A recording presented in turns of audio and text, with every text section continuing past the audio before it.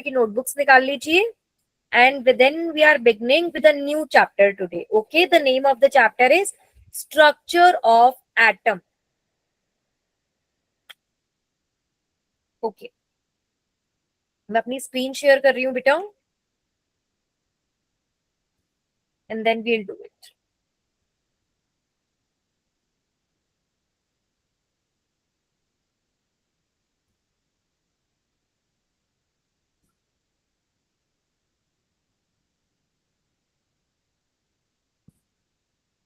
Okay, क्या सभी बच्चों को स्क्रीन दिख रही है?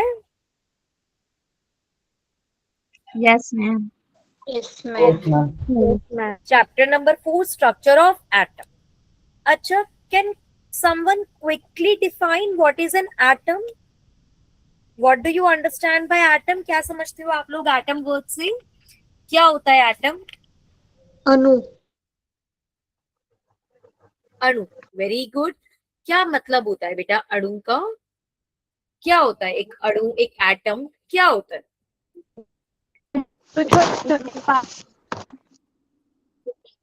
एलिमेंट के कितने एटम, थोड़ा लाउडली बोलेंगे संख्या बच्चे। कितनी है? किसकी संख्या कितनी है आर्या? ओके ठीक है, बाकी सब बच्चे बताएं। ज्ञानेश्वर, जयश्री, चेतना, आप लोगों ने सुना है बेटा ये वर्ड एटम? क्या आप लोगों ने वर्ड सुना है एटम? अनु अनुभव। जयश्री थोड़ा लाउड बोलो बेटा, आवाज नहीं आ रही।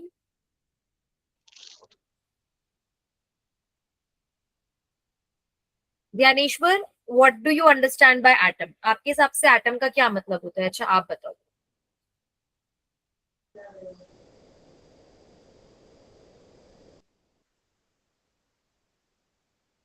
हाँ बोलो बेटा, आपने अनम्यूट करा बट आपने बोला नहीं। अच्छा एक बात बताओ, what do you understand by a matter? Matter क्या होता है?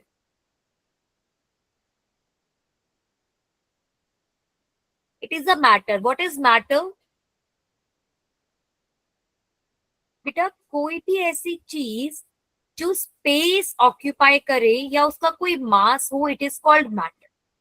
What is matter? Anything that has mass and बेटा आपकी आवाज कट के आ रही है, I can not here you clearly.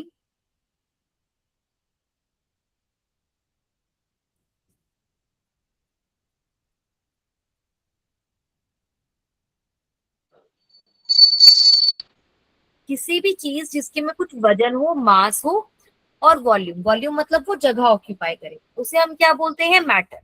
For example मेरे हाथ में अगर एक मैं पेन से लिख रही हूँ तो दैट पेन हैज अ मास। बेटा उस पेन का एक कोई ना कोई मास है, वो पेन जगह ले रहा है, तो वो क्या है? मैटर है।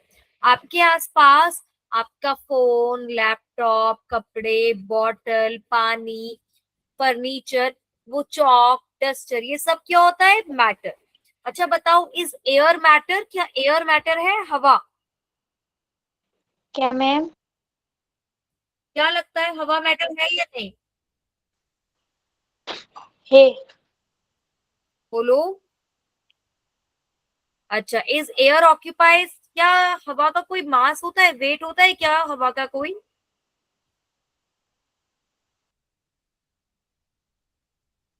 बताओ, नहीं मैम। क्या हवा का कोई नहीं मास मैम। होता है क्या? नहीं। अच्छा मैं, नो मैम। चलो एक सेकेंड ना, मैं एक पोल करा रही हूँ। Is air a matter? ठीक है, option 1 yes, option 2 no.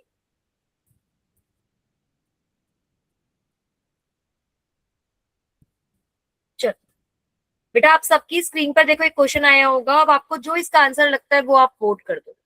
Is air a matter? सबकी स्क्रीन पे आया है?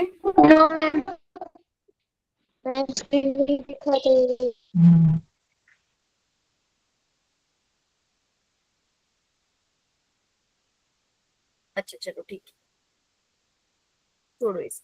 आप मुझे इन जनरल बताओ, क्या एयर का मास होता है? क्या एयर में कोई वेट होता है बेटा? हवा में कोई वजन नहीं होता है मैम। क्या? नहीं। अच्छा एक बात बताओ, अगर आप 10 ऐसे बलून्स उठाओ नॉर्मल वाले, और 10 बलून्स उठाओ जिसमें हवा है, कौन से बलून्स भारी होंगे? ये दोनों का वजन इक्वल होगा, बताओ। इक्वल। इक्वल होगा? नहीं बेटा, एयर में मास होता है, वो मास हमें फील नहीं होता है, बट एयर में मास होता है। सिमिलरली एयर जगह भी लेती है। अगर एयर जगह नहीं लेती तो जो हमारी बॉटल्स होती हैं, ये जो हमारे बलून्स होते हैं, जब हम उन्हें फुलाते तो वो बड़े क्यों होते? एयर जगह लेती है तभी तो वो होते हैं। तो एयर भी मैटर होता है। जो हम फील करते हैं, गुस्सा, एंगर, हैप्पीनेस, सैडनेस, क्या वो मैटर है? मैम स्क्रीन नहीं दिखा दे रही है। क्या बेटा? स्क्रीन नहीं दिखा दे रही है। बेटा किसी को भी नहीं दिख रही है क्या स्क्रीन? दिख रही है मैम। दिख रहा है ना बेटा? एक बार आप दोबारा ज्वाइन करने की कोशिश करो, ठीक है? Yes ma'am. ओके। तो बेटा even air is a matter, ठीक है? अब क्या होता है बेटा, हमारे आसपास जितनी भी चीजें हैं ना, वो सब मैटर की बनी हुई होती हैं, ठीक है? वो सब मैटर है। हमारी फीलिंग्स, इमोशंस, ये मैटर नहीं होते, बट जो भी फिजिकल चीजें होती है ना, दे ऑल आर मैटर। वो सब क्या होती है? मैटर होती है, ठीक है? अब क्या होता है बेटा, हमारे पास एक साइंटिस्ट है जॉन डेल्टन। इन सब चीजों के बारे में हमने पढ़ा है चैप्टर 1 में, आप लोग भूल गए हो। उन्होंने हमें बताया बेटा कि जो कोई भी मैटर है ना, वो बना होता है बहुत छोटे छोटे छोटे छोटे छोटे छोटे पार्टिकल्स का। और उन छोटे छोटे छोटे छोटे पार्टिकल्स को हम क्या बोलते हैं? एटम। एटम। उन्हें हम क्या बोलते हैं? एटम्स। फॉर एग्जाम्पल बच्चे, कि अगर मेरे पास एक चौक है, हमने उस चौक को तोड़ा तोड़ा तोड़ा तोड़ा तोड़ा तोड़ा तोड़ा, चौक का एकदम छोटा सा पीस, आपको दिमाग में आ रहा है कि चौक का एकदम छोटा सा पीस होगा ये, यस। ठीक है? अब सोचो कि मैंने इसके भी 1 करोड़ टुकड़े कर दिए, ठीक है? 1 करोड़, 10 करोड़ टुकड़े कर दिए, तो एक बहुत छोटा सा स्पीशीज बचेगा ना, जो और नहीं टूट सकता, जो उसके बाद टूट ही नहीं सकता, इतना छोटा है। तो बेटा उस छोटे से, सबसे छोटे वाली स्पीशीज को, जिसको हम फर्दर और ना छोटा कर सके, उसे हमने क्या बोला? एटम। उसे हमने क्या एटम। बोला? एटम। एटम। क्लियर हुआ सभी को? यस। Yes, atoms. अब ये एटम्स वर्ड आया कहाँ से था बेटा? ये एटम वर्ड जो आया था, ये ग्रीक लैंग्वेज से आया था। ग्रीक लैंग्वेज में एटम जो वर्ड है वो एटिमियो से बना है। ग्रीक लैंग्वेज में एक वर्ड होता है एटोमियो। एटोमियो का मतलब होता है इनडिविजिबल। इनडिविजिबल मतलब जिसके और टुकड़े ना करे जा सके। तो हमने सोचा एटम, एटम भी एक ऐसी ही चीज हो गई जिसके और टुकड़े नहीं करे जा सकते, तो उसे हमने बोल दिया एटम, स्मॉलेस्ट पार्टिकल। इसके बारे में बेटा हमें सबसे पहले बताया था जॉन डेल्टन ने। किसने बताया था? डेल्टन। John Dalton. डेल्टन। हमने पढ़ा है, डेल्टन्स थ्योरी ऑफ एटम हम लोगों ने पढ़ी है, ठीक है? चैप्टर 1 आप रिवाइज करो। Yes yes Dalton ma'am. Atomic theory. बेटा डेल्टन एटॉमिक थ्योरी के बेसिस पर हमने law of conservation of mass पढ़ा, लॉ ऑफ कांस्टेंट प्रोपोर्शन पढ़ा, लॉ ऑफ मल्टीपल प्रोपोर्शन पढ़ा। ये सारी चीजें हमने पढ़ी थी, याद है? We have done this, the law of conservation of mass, law of constant composition, law of multiple proportion. Beta, the students who are new to the class, you will find the recorded lectures on the YouTube. ठीक है? तो आप chapter number 1 का जाके lecture देखोगे तो आपको ये सारे कंसेप्ट मिल जाएंगे, ठीक है? जो लास्ट साइंटिस्ट था, जो जे थॉमसन था ना? नहीं नहीं बेटा, लास्ट साइंटिस्ट नहीं, अभी हम धीरे धीरे धीरे धीरे आगे चलेंगे। सबसे पहले डेल्टन ने बात करी थी, डेल्टन के बाद में जे थॉमसन का मॉडल आया, ठीक है? यस। उन्होंने डिस्कवरी थ्योरी क्या मतलब? हाँ, पढ़ेंगे थॉमसन मॉडल, बिल्कुल बेटा। तो बेटा जॉन डेल्टन ने हमें डेल्टन एटॉमिक थ्योरी दी, जिसमें उन्होंने बोला that every matter is made up of the small indivisible particles called atom. ये बात हमें जॉन डेल्टन ने बता दी थी, और जॉन डेल्टन ने हमें ये सारी चीजें एक्सप्लेन भी कर दी।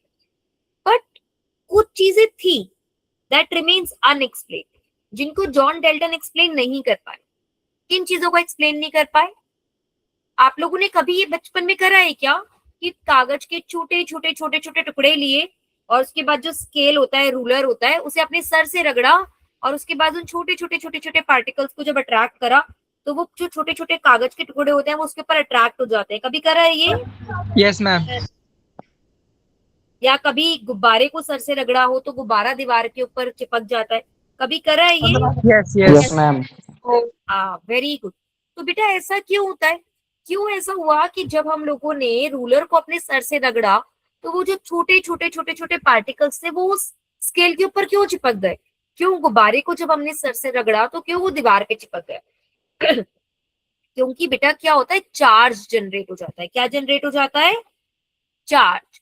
जब हम किसी चीज को रगड़ते हैं, जैसे अगर हमने स्केल को बालों से रगड़ा या जैसे हम लोगों ने पेपर्स को रगड़ा या बलून को रगड़ा, तो उनपे चार्ज आ जाता है। और हमें पता है ना, पॉजिटिव और नेगेटिव चार्ज एक दूसरे को क्या करते हैं? अट्रैक्ट करते हैं, अपनी तरफ खींचते हैं। तो उस वजह से खींचते थे। लेकिन डेल्टन ये बात नहीं एक्सप्लेन कर पाए कि ऐसा क्यों हो रहा है कि वो चीजें चार्ज हो रही हैं, किसी पे पॉजिटिव चार्ज आ रहा है, किसी पे नेगेटिव चार्ज आ रहा है। ये चीज डेल्टन एक्सप्लेन नहीं कर पाए। क्या ये बात क्लियर हुई? Yes. Yes, ma'am. Yes, ma'am. Okay. तो बेटा डेल्टन्स की जो इसका मतलब एजम्पशन थी दैट एटम्स आर इनडिविजिबल, वो क्या हो गई? रॉन्ग प्रूफ हो गई। एक्चुअल में हमें पता चला that atom has different particles. Atom में एक नेगेटिवली चार्ज पार्टिकल्स भी हैं, पॉजिटिवली चार्ज पार्टिकल्स भी हैं और कुछ न्यूट्रल पार्टिकल्स भी हैं जिनका नाम है इलेक्ट्रॉन, प्रोटॉन एंड न्यूट्रॉन। क्या ये बात क्लियर हुई? Yes, Yes, ma'am. ma'am. हाँ बेटा, तो अब मैं आप लोगों को एक मिनट नोट्स भी बनवाती हूँ, साथ साथ अपने नोट्स भी बनाएंगे आप।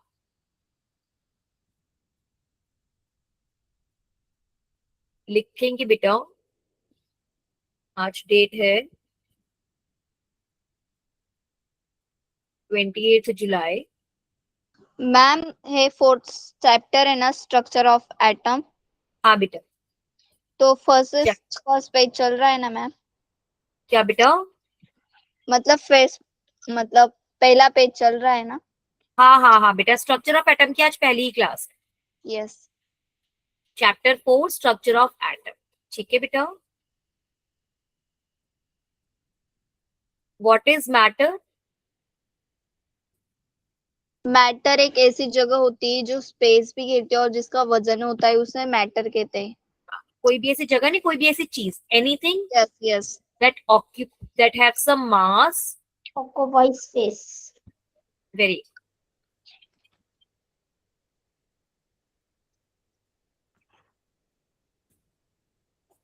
एक सेकेंड बेटा, एक मिनट।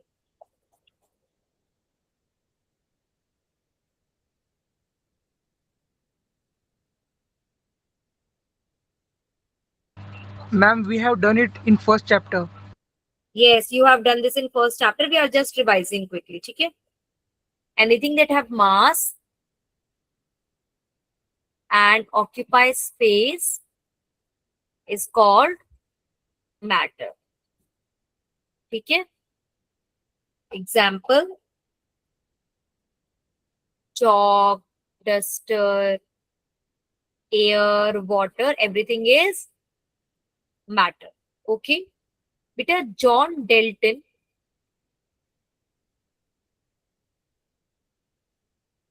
प्रपोज्ड अ थ्योरी, उन्होंने एक थ्योरी दी known as Dalton's atomic theory, known as Dalton's atomic theory।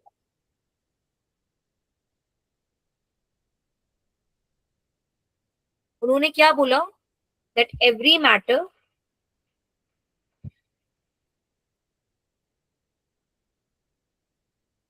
is made up of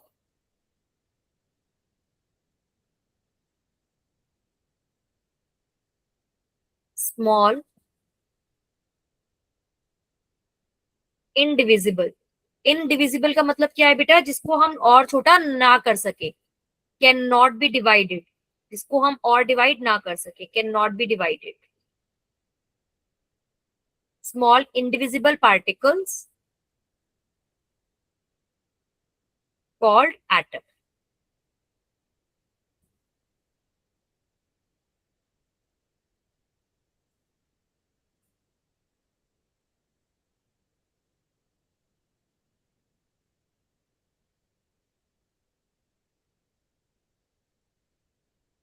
ठीक है, he also explained, बेटा ये सब हम लोग चैप्टर 1 में कर चुके हैं. he explained the various laws of chemical combinations. ठीक है,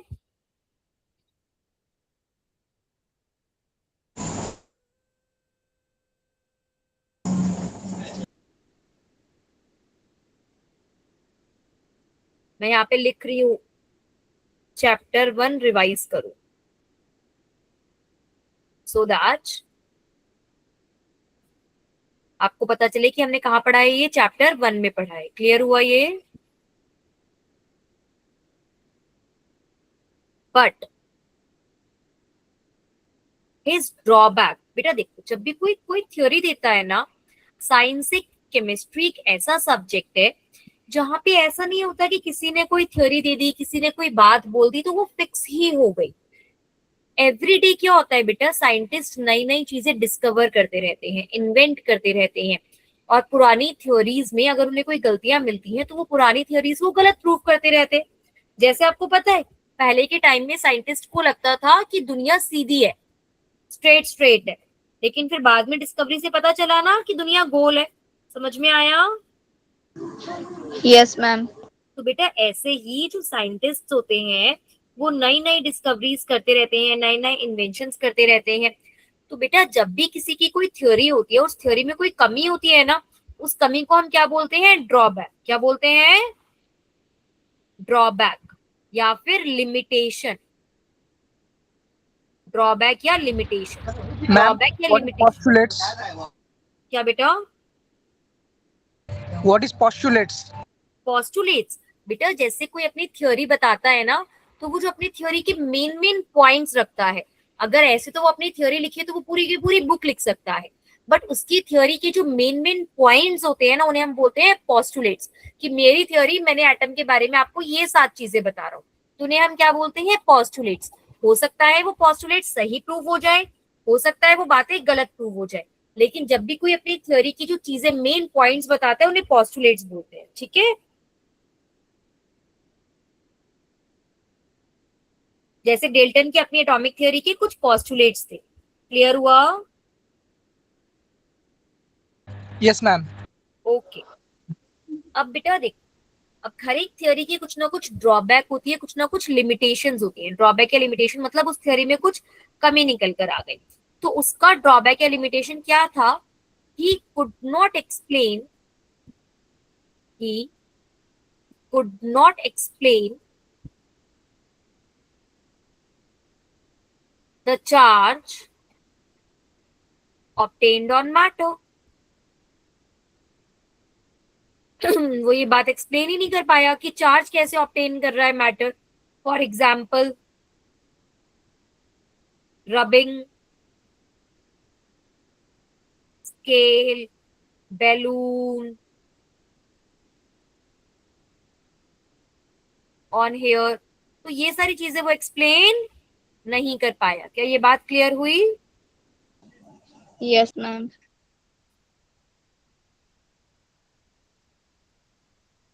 So we found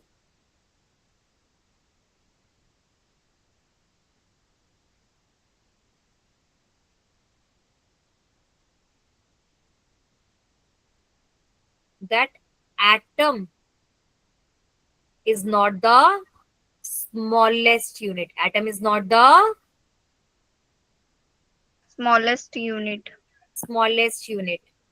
It contain subatomic particles. It contain subatomic particles. बेटा सबएटॉमिक पार्टिकल्स क्या होते हैं? वो पार्टिकल्स जो एटम के अंदर होते हैं. सबएटॉमिक मतलब एटम के अंदर, पार्टिकल्स प्रेजेंट इन एटम, उन्हें हम बोलते हैं सबएटॉमिक. तो कितने तरीके के सबएटॉमिक पार्टिकल्स होते हैं? 3 तरीके के. एक होते हैं इलेक्ट्रॉन. एक क्या होते हैं? इलेक्ट्रॉन. इलेक्ट्रॉन में बेटा माइनस चार्ज होता है. कैसा चार्ज होता है? नेगेटिव चार्ज होता है. एक होते हैं प्रोटॉन, जिन पे पॉजिटिव चार्ज होता है. कैसा चार्ज होता है? पॉजिटिव. और एक होते हैं न्यूट्रॉन. एक क्या होते हैं? न्यूट्रॉन.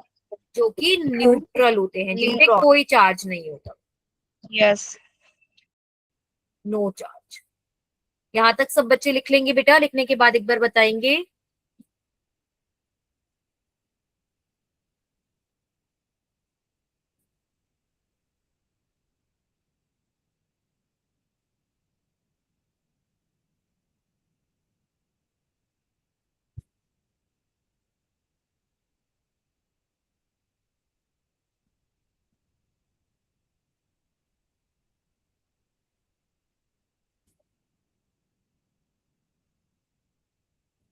लिख लिया है सबने? Yes ma'am. चले आगे। यस मैम, हो गए।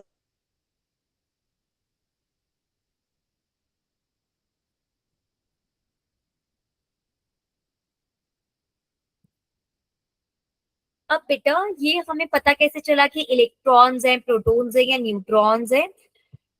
तो बेटा उन सब की क्या हुई? डिस्कवरी हुई। अच्छा एक बात बताओ, do you know the difference between discovery and invention? कि डिस्कवरी और इन्वेंशन में क्या फर्क होता है?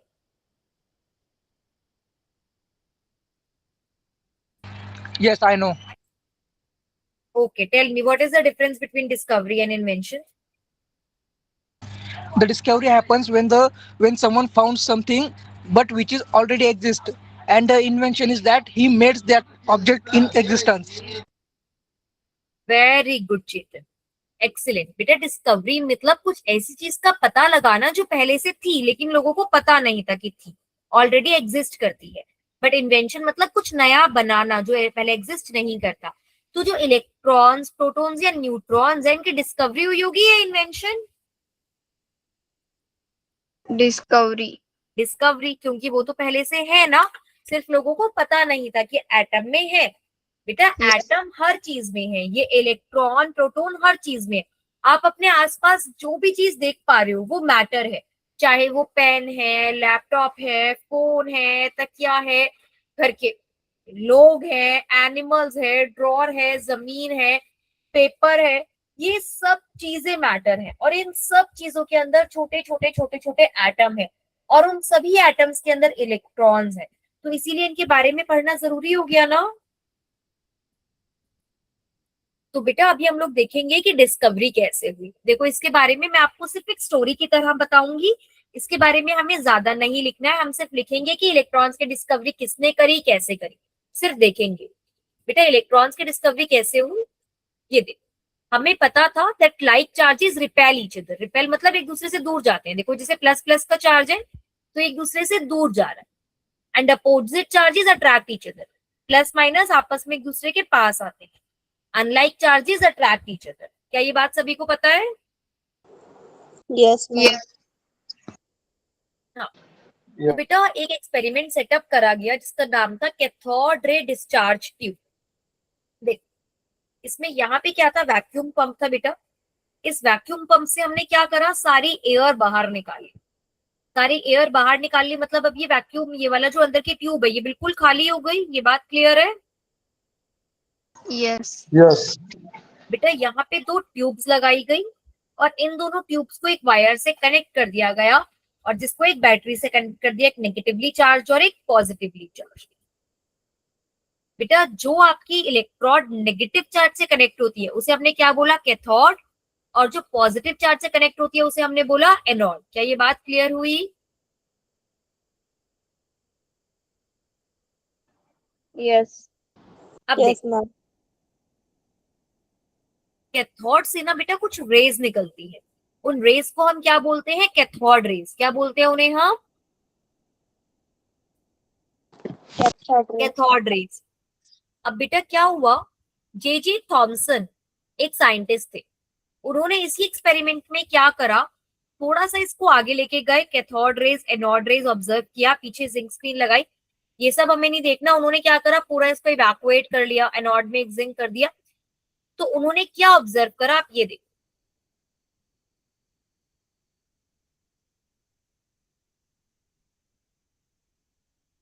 कि जो कैथोड रेज है वो कैथोड से एनोड की तरफ जा रही है। ये रेज इनविजिबल थी, किसी को दिख नहीं रही थी, और एकदम स्ट्रेट लाइन में ट्रैवल करती है। लेकिन अगर मैं इलेक्ट्रिक फील्ड या मैग्नेटिक फील्ड लगा दूं तो ऊपर नीचे हो जाती है। बेसिकली बेटा उन्होंने ये बात नोटिस करी कि जो कैथोड रेज है वो रेज नेगेटिव से पॉजिटिव की तरफ जा रही है। क्या ये बात क्लियर हो रहा है? कैथोड से एनोड की तरफ जा रही है। Yes, ma'am. बेटा एनोड पे कैसा चार्ज है? पॉजिटिव। एनोड पे कैसा चार्ज है? Positive. पॉजिटिव। पॉजिटिव। पॉजिटिव की तरफ नेगेटिव चार्ज जाएगा या पॉजिटिव चार्ज जाएगा? नेगेटिव। नेगेटिव चार्ज जाएगा ना। इसका मतलब हमें समझ में आया बेटा कि कुछ ऐसी रेज होती है जिनमें नेगेटिवली चार्ज पार्टिकल्स होते हैं, और उन नेगेटिवली चार्ज पार्टिकल्स को हमने क्या नाम दे दिया? इलेक्ट्रॉन। क्या नाम दे दिया? इलेक्ट्रॉन। इलेक्ट्रॉन। इसका मतलब बेटा इलेक्ट्रॉन की डिस्कवरी किसने करी? जे जे थॉमसन। किसने करी इलेक्ट्रॉन्स की डिस्कवरी? जे J. Thomson. J. Thomson. J Thomson. ठीक है, तो इस तरीके से बेटा उन्होंने डिस्कवरी करी और उन्होंने बहुत सारी चीजें पता लगाई। उन्होंने पता लगाया, ये सब हम लोगों को नहीं पढ़ना है। उन्होंने जो देखो मेन जो दो चीजें पता लगाई ना उन्होंने, ये कि इलेक्ट्रॉन्स, एटम के पास एक नेगेटिवली चार्ज पार्टिकल्स है जिनका नाम क्या है? इलेक्ट्रॉन। जिनका क्या नाम है? इलेक्ट्रॉन्स। और Electron. इलेक्ट्रॉन पे चार्ज कितना है? हर एक इलेक्ट्रॉन पे चार्ज है -1.6 इंटू 10⁻⁻19 कूलम का। हर एक इलेक्ट्रॉन पे कितना चार्ज है? इतना चार्ज है। क्या ये बात क्लियर हुई? यस। और हर एक इलेक्ट्रॉन का मास कितना है? Mass of electron. आपको सिर्फ दो चीजें लिखनी है बेटा। क्या लिखना है? देखो ऐसे लिखना है आपको, इलेक्ट्रॉन्स नेगेटिवली चार्ज्ड। जो मैं बता रही हूँ आपको सिर्फ उतना लिखना है, ठीक है? Discovered by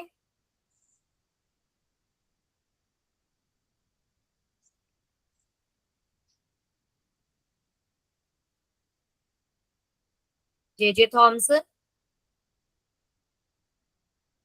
charge on one electron, एक इलेक्ट्रॉन पे कितना चार्ज है? -1.6 इंटू 10⁻⁻19 कूलम। बेटा बहुत बहुत बहुत छोटा चार्ज होता है एक इलेक्ट्रॉन पे, क्योंकि एक इलेक्ट्रॉन खुद ही इतना छोटा है तो उस पर कोई बहुत ज्यादा चार्ज नहीं होता। ऐसा नहीं है कि आप उसे टच करोगे तो करंट लग जाएगा, आपको फील भी नहीं होगा वो चार्ज, वो इतना छोटा चार्ज है, ठीक है? And mass of one electron, mass of one electron is equals to 9.10, आप इतना ही रखो, इंटू 10⁻⁻31 kg। क्लियर हुआ? सिर्फ इतना लिख लो इलेक्ट्रॉन्स के बारे में।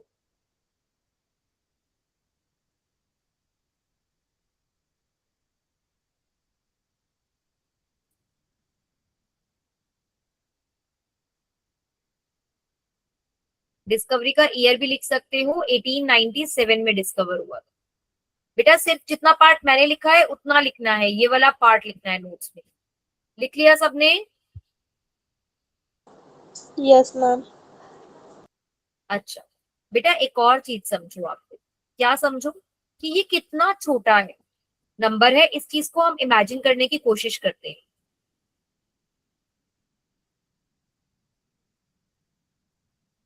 आप समझो बेटा 10⁻⁻19 कितना छोटा नंबर होता है, या ये वाला नंबर कितना छोटा होता है। अच्छा एक बात बताओ, अगर आपको 1 ग्राम नमक दे दिया जाए, देख सकते हो 1 ग्राम नमक कितना होता है? सब लोग इमेजिन करो अपने दिमाग में 1 ग्राम नमक। कर लिया सबने इमेजिन? Yes ma'am. अच्छा अब सोचो कि आपको वो जो 1 ग्राम नमक है ना,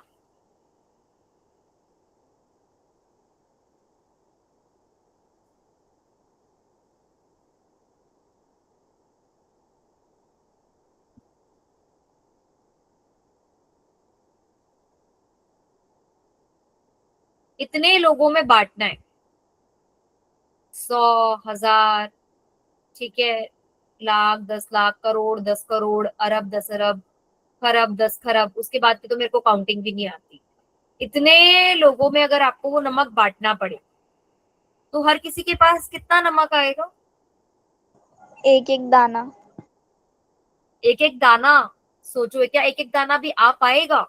क्या 1 ग्राम नमक में इतने सारे दाने होते हैं? नहीं। आप सोच सकते हो बेटा, तो जितना पार्ट आएगा ना उतना मास होता है एक इलेक्ट्रॉन का। क्या ये बात क्लियर हुई? यस। तो बेटा Yes, mass of ma'am. Electron very very very small. Similarly हर एक इलेक्ट्रॉन पे एक बहुत छोटा चार्ज है। और कैसा चार्ज है? नेगेटिव चार्ज है। फिर बेटा धीरे धीरे जब पता चला कि एटम के पास एक नेगेटिवली चार्ज स्पीशीज है और एटम टोटल तो न्यूट्रल होता है, तो ये बात समझ में आई कि कहीं ना कहीं एटम में कुछ ना कुछ तो पॉजिटिवली चार्ज स्पीशीज भी होगी। क्या ये बात समझ में आ रही है कि एटम पे ओवरऑल कोई चार्ज नहीं है, लेकिन हमें पता चल गया कि एटम में एक नेगेटिव चार्ज पार्टिकल्स हैं। तो ये समझ में आया ना कि एटम के पास कुछ ना कुछ पॉजिटिव चार्ज पार्टिकल्स भी होंगे, तभी तो एटम ओवरऑल न्यूट्रल आ रहा है। क्लियर हो रहा है? यस। यस बेटा मैम। फिर प्रोटॉन की डिस्कवरी करी गई कि एटम का जो उसको पूरा उसके अंदर डिस्कवरी करी गई। और डिस्कवरी कैसे करी गई ये देखो।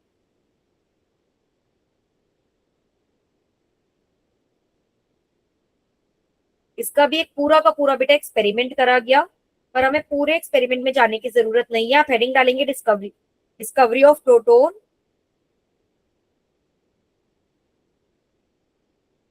Discovery of proton.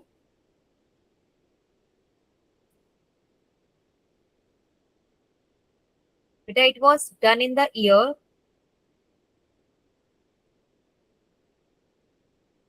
1886 से 1920 तक मान। बेटा जैसे इलेक्ट्रॉन की डिस्कवरी तो एक सिंगल साइंटिस्ट ने करी थी, जे थॉमसन, बट जो प्रोटॉन्स की डिस्कवरी है ना वो हम ये नहीं कह सकते किसी एक साइंटिस्ट ने करी। 1886 में किसी एक साइंटिस्ट को पता चला कि कुछ पॉजिटिवली चार्ज पार्टिकल्स हैं, फिर उसके बाद किसी और साइंटिस्ट ने उसकी और डिस्कवरी करी, फिर किसी और साइंटिस्ट ने उसका नाम रखा। तो मेनली इसमें हम दो साइंटिस्ट की बात करेंगे, गोल्डस्टीन एंड रदरफोर्ड।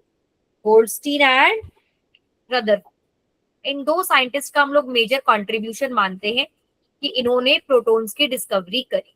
क्लियर हुआ?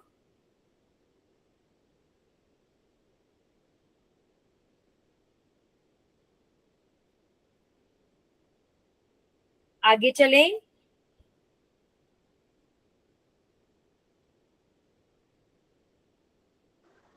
Yes, ma'am. बेटा चार्ज जो था प्रोटॉन पे वो था +1.6 इंटू 10⁻⁻19। एक बात नोट करो, जितना चार्ज एक इलेक्ट्रॉन पर है उतना ही चार्ज एग्जैक्टली एक प्रोटॉन पर है। बस इलेक्ट्रॉन पे नेगेटिव चार्ज था और प्रोटॉन पे पॉजिटिव चार्ज है। The charge is equal.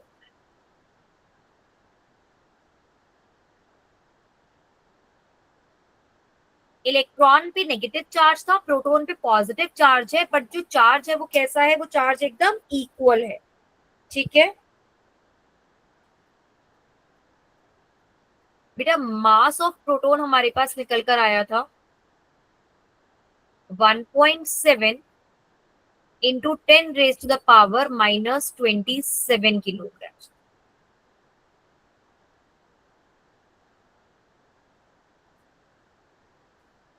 Mass of proton 1.7 कैलो 67 कैलो इंटू 10⁻⁻27 kg।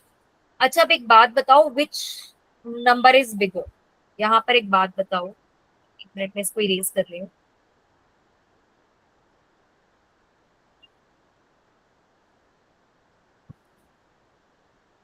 (9.1 इंटू 10⁻⁻31 और 1.6 इंटू 10⁻⁻27? कौन सा नंबर बड़ा है, ए या बी?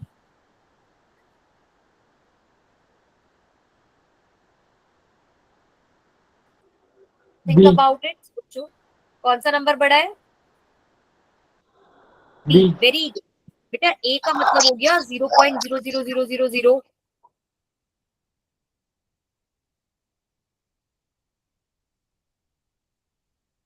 मतलब ये देखो 0.001 एंड 0.1। कौन सा नंबर बड़ा है, ए या B? B B. B similarly बेटा, हाँ, तो इससे अब इलेक्ट्रॉन का मास ज्यादा हुआ या प्रोटॉन का मास ज्यादा हुआ? Proton protons. तो बेटा protons are heavier than electrons. Protons जो होते हैं वो इलेक्ट्रॉन्स के कंपैरिजन में क्या होते हैं? हेवी होते हैं, उनका मास ज्यादा होता है।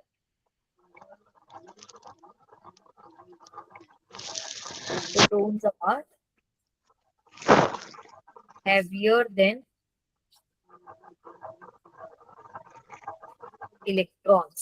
ठीक है,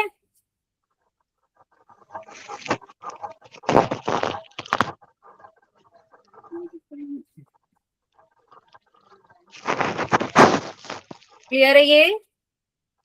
यस मैम। ओके, देन बेटा last was the discovery of neutron. Neutron की डिस्कवरी देखो किसने करी थी? It was done by the Chadwick. Neutrons, James Chadwick very good. 1900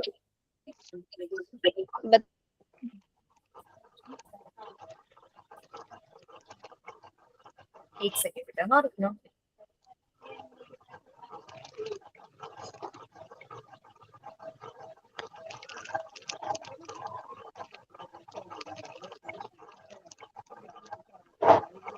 nineteen 32 में।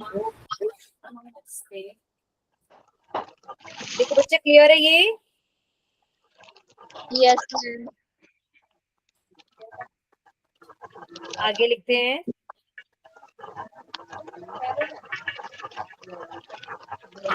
So it was discovered by James Chadwick in the year 1932. In the year 1932. बेटा charge जो था neutron पे, इट वाज फाउंड 0 कूलम। कोई charge नहीं था neutron पे। And mass was found 1.67 into 10 raised to the power minus 27 kg। मतलब देखा जाए तो नियरली बिल्कुल प्रोटॉन जितने मास के इक्वल मास हो गया। क्या ये बात क्लियर है? ये देखो,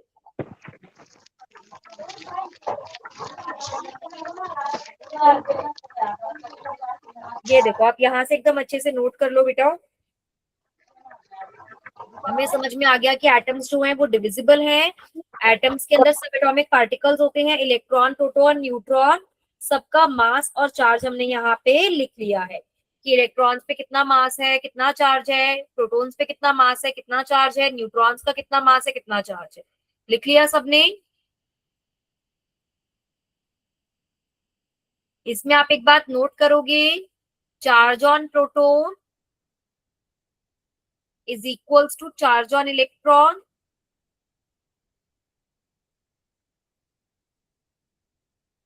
and mass of proton is equals to mass of neutron। Clear है ये बात? Yes ma'am. Charge on neutron is 0। Neutron पे कोई चार्ज नहीं होता। प्रोटॉन का और इलेक्ट्रॉन का लगभग सेम चार्ज होता है। सिमिलरली बेटा प्रोटॉन और न्यूट्रॉन का मास सेम होता है, और जो मास ऑफ इलेक्ट्रॉन होता है वो ऑलमोस्ट नेग्लिजिबल होता है। नेग्लिजिबल मतलब ना के बराबर। नेग्लिजिबल, नेग्लिजिबल मतलब हम उसे अवॉइड कर सकते हैं, ना के बराबर।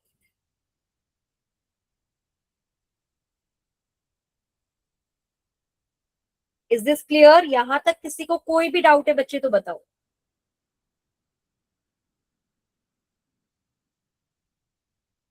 नहीं है? चले आगे। Yes ma'am.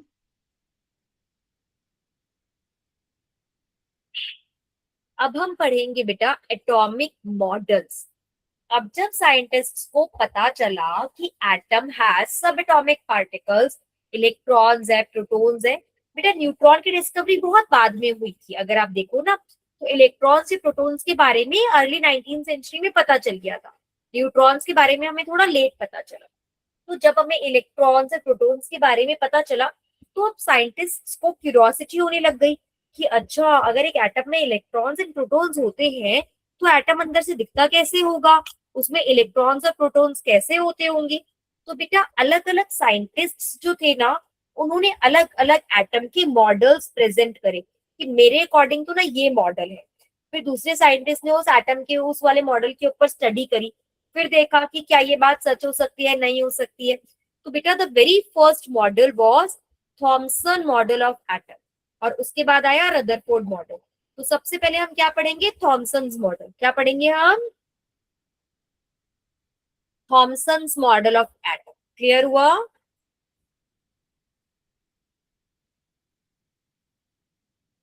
बताओ बच्चे, क्लियर है? सबसे पहले कौन सा पढ़ेंगे हम, Thomson's model of atom. Heading डालेंगे Thomson's model of atom.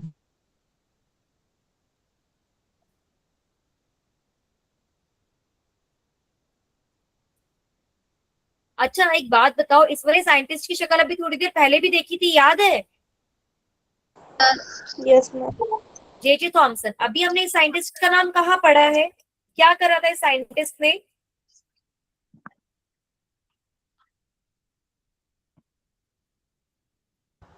Electron.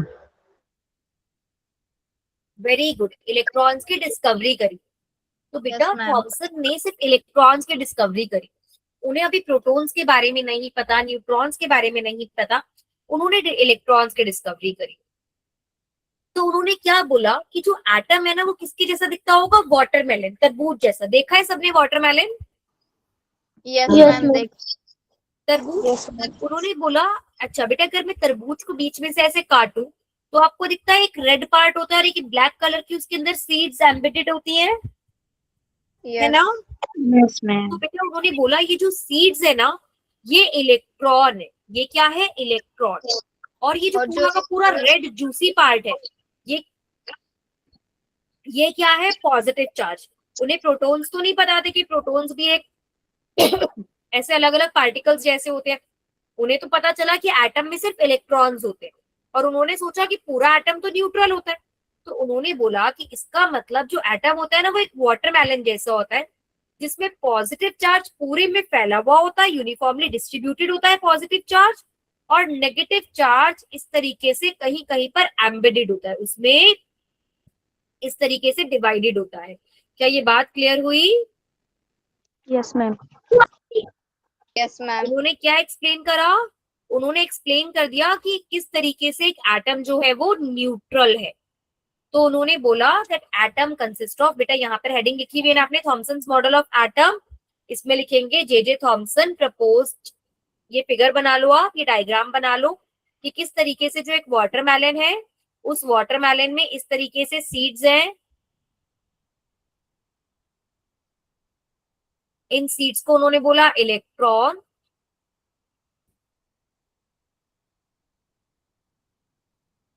और उन्होंने बोला ये जो पूरा का पूरा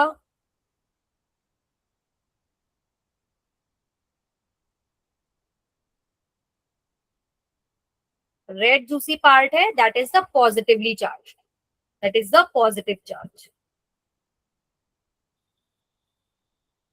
और जो वाटरमेलन की सीड्स होती ना उनको नेगेटिव चार्ज कहा हाँ था। इलेक्ट्रॉन, उनको इलेक्ट्रॉन बोला, नेगेटिव चार्ज। क्लियर हुआ? और उन्होंने बोला इसीलिए एटम ओवरऑल न्यूट्रल है, क्योंकि एटम में पॉजिटिव चार्ज भी है और नेगेटिव चार्ज भी है। ये क्लियर हुआ? Yes, ma'am. हाँ, तो बेटा उनके अकॉर्डिंग जो एटम था वो कैसा था, atom consist of positively charge sphere with the uniform distribution of electrons, with the uniform distribution of electrons। Clear हो गया ये?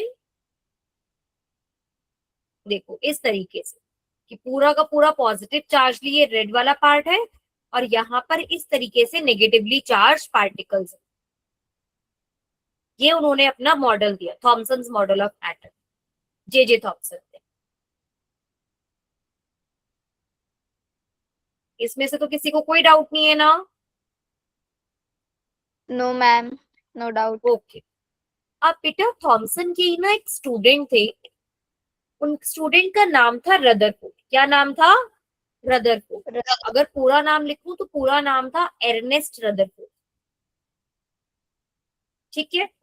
अब ये क्या चाहते थे ना, ये दुनिया को प्रूफ करना चाहते थे कि मेरे जो टीचर ने मॉडल बनाया है ना वो एकदम ठीक मॉडल बनाया है।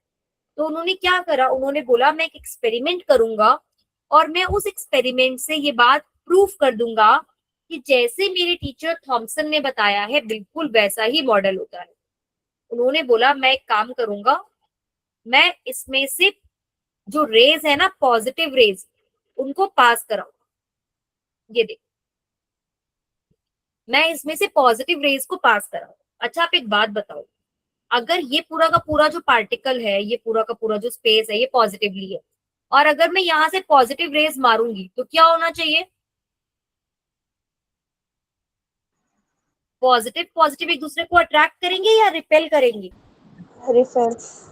रिपेल करेंगे। तो इन्होंने सोचा कि अगर मैं यहाँ से पॉजिटिवली चार्ज पार्टिकल मारूंगा तो वो पॉजिटिवली चार्ज पार्टिकल्स लौट कर वापस मेरे पास क्या आएंगे? वापस आ जाएंगे, क्योंकि ये पॉजिटिव चार्ज उनको क्या करेगा? रिपेल कर देगा, उनको वापस मेरे पास भेज देगा। क्या ये बात क्लियर हुई? Yes ma'am. मैम और ऐसा भी होता है कि जो चार्ज जाते हैं उनमें से एक दो वापस भी आते हैं। बेटा अभी तो उन्होंने एक्सपेरिमेंट करा ही नहीं, अभी तो हम ये कह रहे हैं कि उन्होंने एक्सपेरिमेंट करने से पहले क्या सोचा कि क्या होगा। उन्होंने ये सोचा था कि ऐसा होगा कि जब पार्टिकल्स जाएंगे,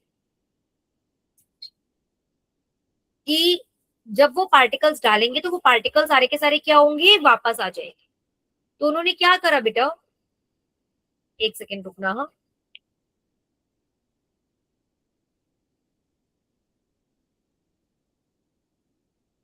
एक second.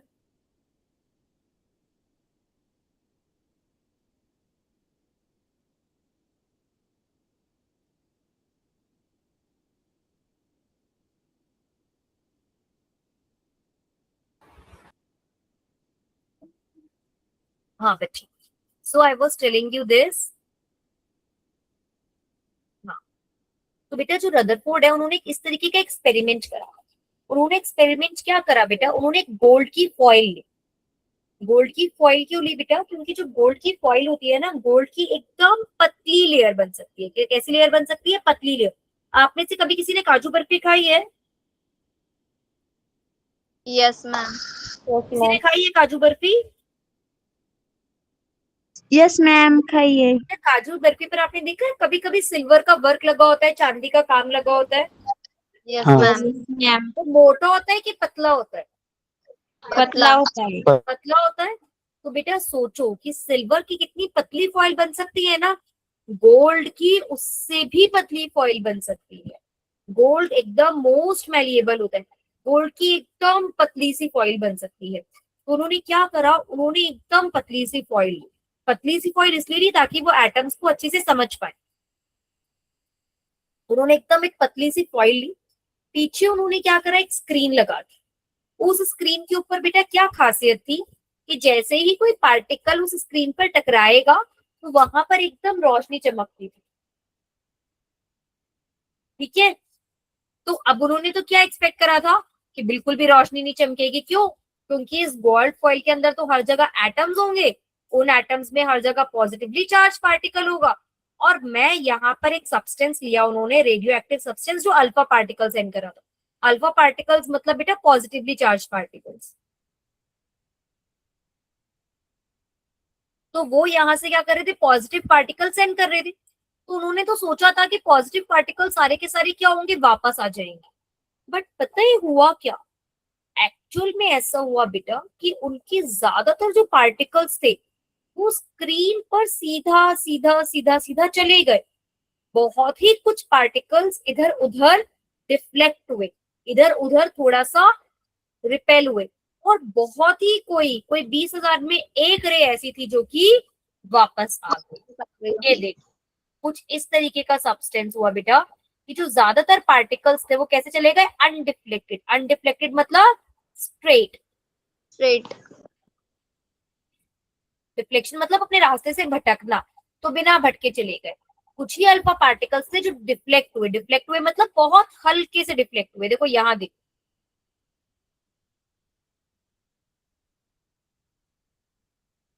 Very few alpha particles deflected backward. मतलब अगर बेटा मैं यहाँ पर बनाना चाहूं तो कुछ ऐसा उन्होंने ऑब्जर्व करा कि जो ज्यादातर रेज है वो तो कैसे जा रही है, स्ट्रेट जा रही है। कोई कोई रे है जो हल्का सा मूव कर रही है, देख रहे हो अपनी वाली रे हल्की सी मूव करी, और कोई एक रे वापस आ गई, कोई एक रे हल्का सा मूव करी। बाकी जो ज्यादातर रेज है वो कैसे जा रही है, स्ट्रेट जा रही है। ये बात क्लियर हुई? Yes ma'am. ये उन्होंने Yes, ऑब्जर्व ma'am. करा that most of the alpha particles went undeflected, few alpha particles reflected by a small angle, and very few alpha particles were deflected backward. तो उससे उन्होंने बेटा क्या एग्री करा कि थॉम्स, देखो उनका मॉडल कुछ इस तरीके का है रदरफोर्ड का, तो उन्होंने क्या कंक्लूजन करा, ये उनका कंक्लूजन रहा that atoms have a lot of empty space. बेटा एटम के पास खाली जगह होगी तभी तो उसमें से पार्टिकल सीधा सीधा जा रहे हैं। आप एक बात सोचो, अगर मैं एक कमरे में बॉल डाल रही हूँ, ठीक है, बॉल फेंक, अगर बेटा मेरे रास्ते में ये दीवार होगी तो क्या वो बॉल सीधी सीधी चली जाएगी, पार कर जाएगी बॉल? इसको पार कर जाएगी क्या दीवार को बॉल? नो। नहीं बेटा, अगर खाली स्पेस होगा, अगर कोई इस तरीके की चद्दर लगाई होगी मेरे सामने, जिस चद्दर के अंदर बस यहाँ से कपड़ा होगा, साइड से बिल्कुल चद्दर खाली होगी, तभी तो ऐसा हो रहा होगा ना बच्चे की ज्यादातर बॉल मेरी क्या जा रही है, पार जा रही है, स्ट्रेट जा रही है। क्या ये बात क्लियर हुई? यस। Yes, ma'am. क्या देखा बेटा कि जो एटम्स हैं उन्होंने ये कंक्लूजन करा that atoms have lot of empty space, और एटम के पास कुछ तो पॉजिटिव चार्ज होता है क्योंकि पॉजिटिव चार्ज वापस आ रहा है, लेकिन जो पॉजिटिव चार्ज है ना वो पूरे में फैला हुआ नहीं है, वो कहीं सेंटर में बहुत छोटा सा मास है। क्या है, बहुत सेंटर में बहुत छोटी सी जगह लिया हुआ है मास, और ये जो डेंस मास है ये बहुत स्मॉल है, और इसे हमने क्या नाम दिया, न्यूक्लियस। हमने बोला कि अगर ये एक एटम है तो एटम के सेंटर में पूरा का पूरा पॉजिटिव चार्ज इकट्ठा हुआ है, और एटम का पूरा मास भी यहीं पर है, और बाकी पूरा स्पेस क्या है, खाली है, और इसको उन्होंने क्या नाम दिया, न्यूक्लियस। क्लियर हुआ? मैम। तो बेटा आज की क्लास में हम इतना ही करते हैं, बाकी का हम लोग नेक्स्ट क्लास में कंटिन्यू करेंगे, ठीक है? यस। आज की क्लास में यहाँ तक आप लोग करो, कंक्लूजन ऑफ रदरफोर्ड, ठीक है?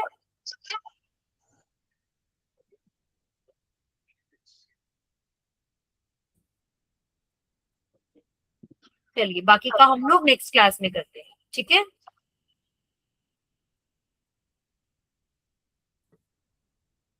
आप लोगों की क्लास का भी टाइम हो गया है ना, इसलिए